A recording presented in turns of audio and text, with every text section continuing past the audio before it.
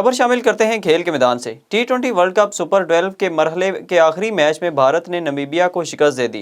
T20 world cup super 12 मरहले का आखिरी मैच भारत और नामीबिया के दरमियान खेला गया। भारत ने टॉस जीतकर पहले फील्डिंग करने का फैसला किया और नामीबिया ने पहले बैटिंग करते हुए मुकर्ररा 20 ओवर्स में 8 विकेट्स के नुकसान पर 132 रन बनाए। नामीबिया के डेविड विजे 26 रन बनाकर नुमाया रहे। जवाब में भारतीय टीम ने रोहित शर्मा के 56 रन की इनिंग्स की बदौलत हदफ 16वें ओवर में हासिल कर लिया। मोहम्मद हफीज दौरा बांग्लादेश से दस्तबरदार हो गए। मोहम्मद हफीज का कहना है कि बांग्लादेश जैसी टीम के खिलाफ नौजवानों को मौका देना चाहिए। दौरा बांग्लादेश की T20 सीरीज के लिए इफ्तिखार अहमद को टीम में शामिल किया जाएगा। पाकिस्तानी टीम का पहला मैच 19 नवंबर को ढाका में खेला जाएगा।